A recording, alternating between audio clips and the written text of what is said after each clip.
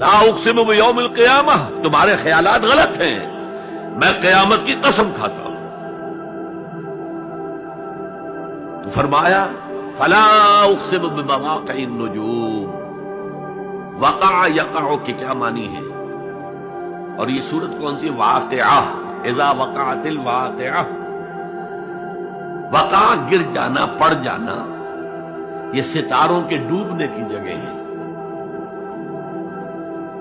فلا اقسم بمواقع النجوم وانه لقسم لو تعلمون عظیم، اور اگر تم جانو تو یہ بہت بڑی قسم ہے جو ہم نے کھائی ہے۔ اس وقت کا انسان کیا سمجھتا کہ ستارے کہاں جاتے ہیں، کہاں غروب ہوتے ہیں، کہاں گرتے ہیں؟ آج ہمیں معلوم ہے۔ سورہ حامیم سجدہ میں جو کہا گیا ہے سنریہم آیاتنا فی الآفاق وفی انفسہم حتی یتبین لہم انہ الحق، ہم انہیں اپنی نشانیاں دکھائیں گے آفاق و انفس میں، یہاں تک کہ یہ بات واضح ہو جائے گی کہ قرآن حق ہے۔ آج ہمیں معلوم ہے خلا میں بلیک ہولز ہیں، اور یہ بلیک ہولز بڑے بڑے ستاروں کے پچکنے سے، پچک جانے سے پیدا ہوئے، اور جب وہ بڑے ستارے پچکتے ہیں، جو خلا پیدا ہوتا ہے، ویکیوم، اس میں بڑی طاقت ہوتی ہے، اس کے پاس سے کوئی سیارہ، کوئی ستارہ گزر جائے اسے کھینچ لیتا ہے قبر کے اندر۔ یہ بلیک ہولز کا تصور۔ اسی لیے اللہ نے اس وقت کے لوگوں کے لیے کیا کہا؟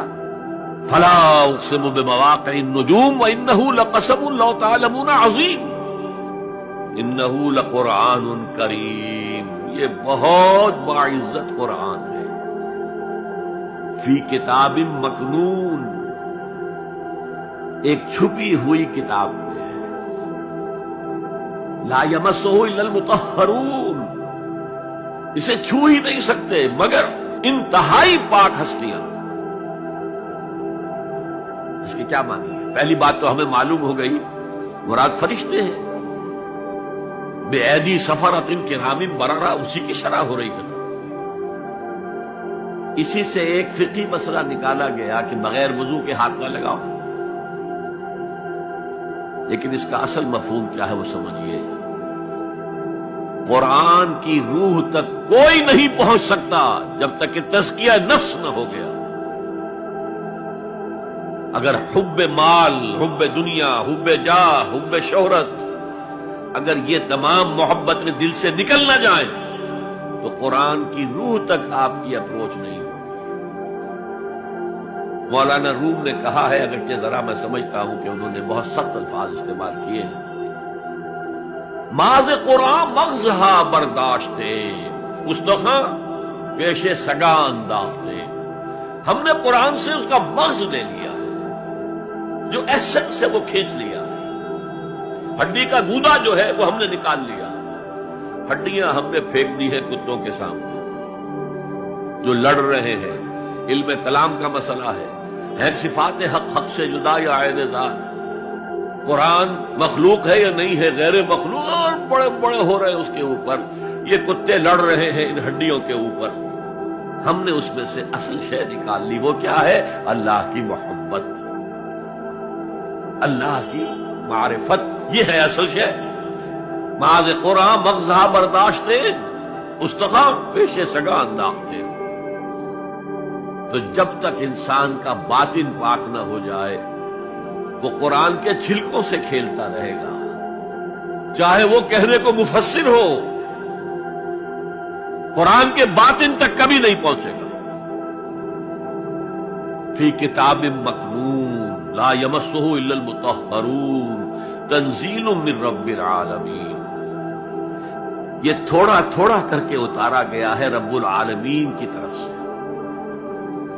انزال کے معنی ہے دفعتاً اتار دینا۔ لیلۃ القدر میں آیا انا انزلناہ فی لیلۃ القدر، رمضان کے بارے میں شہر رمضان الذی انزل فیہ القرآن، باب افعال، لیکن حضور پر ایک دم نہیں اترا، تھوڑا تھوڑا تھوڑا تھوڑا 23 برس میں جا کر اس کی تکمیل ہوئی۔ اب دیکھیے جو شکوہ کیا اللہ نے، کیا اس جیسی نعمت سے تم مداہنت کر رہے ہو، بے اعتنائی کر رہے ہو؟ اسے پڑھتے نہیں ہو، اسے سمجھتے نہیں ہو، اس پر عمل نہیں کرتے، اسے اپنا امام نہیں بناتے، تمہارا طرز عمل یہ ہے، بلکہ تم نے اپنا نصیب یہ بنا لیا ہے کہ تم اسے جھٹلا رہے ہو۔ غور کیجئے، جھٹلانا جو ہے دو طرح کا ہے۔ ایک ہے زبان سے کہنا، یہ نہیں ہے کوئی اللہ کا کلام نہیں ہے، یہ قرآن وغیرہ جھوٹ سب اساطیر الاولین ہے، یہ محمد نے گھڑ لیا ہے وغیرہ وغیرہ، جھٹلانا ہو گیا۔ ایک جھٹلانا ہے عمل سے جھٹلانا، مان تو لیا اللہ کا کلام ہے لیکن اس کی حرام کردہ شے کو اپنے لیے حلال کیا ہوا۔ حدیث نبوی ہے، ما آمن بالقرآن من استحل محارمہ، اس شخص کا قرآن پر کوئی ایمان نہیں ہے جو اس کی حرام کردہ چیز کو اپنے لیے حلال ٹھہرا۔ اس اعتبار سے غور کیجئے، اور اس کی مثال بھی دی ہوئی ہے سورہ جمعہ میں، مثل الذین حملوا التوراۃ ثم لم يحملوها كمثل الحمار يحمل اسفارا بئس مثل القوم الذین کذبوا بآیات اللہ واللہ لا يهدی القوم الظالمین۔ مثال ان لوگوں کی جو حامل تورات بنائے گئے تھے اور پھر انہوں نے اس کی ذمہ داری کو ادا نہیں کیا، اسے قائم نہیں کیا، اس کے احکام پر عمل نہیں کیا۔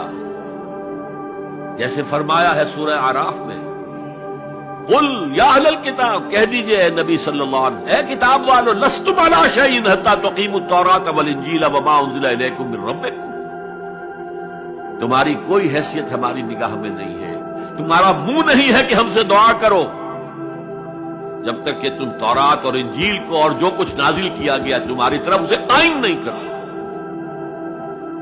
آج اللہ ہماری دعائیں نہیں سنتا، 30 لاکھ جا کر حج کرتے ہیں، دنیا کے حالات میں کوئی ذرہ برابر فرق آتا ہے؟ اول تو حرام کی کمائی سے حج ہو رہا ہے، تو حج ہے ہی نہیں سرے سے۔ جو کچھ کرتے گئے تھے سودی کاروبار وہی آ کر دوبارہ شروع کر دیا، سرکاری ملازم تو جو رشوت پہلے لے رہے تھے اس کے بعد آ کر شروع کر دیا۔ یہ کیا ہے؟ یہ تکذیب بالعمل ہے، جھٹلانا ہے۔ تم نے اپنا نصیب یہ بنا لیا ہے کہ تم قرآن کو جھٹلا رہے ہو جیسے کہ انہوں نے جھٹلایا تھا۔ مثل الذین حملوا التوراۃ ثم لم يحملوها كمثل الحمار يحمل اسفارا، ان کی مثال ان گدھوں کی سی ہے جن پر کتابوں کا بوجھ لاد دیا گیا۔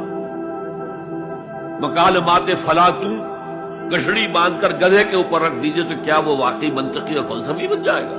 یہ مثال اللہ دے رہا ہے۔ اور یہ مثال کیوں دی گئی ہے؟ اس آئینے میں ہمیں ہماری تصویر دکھائی گئی ہے۔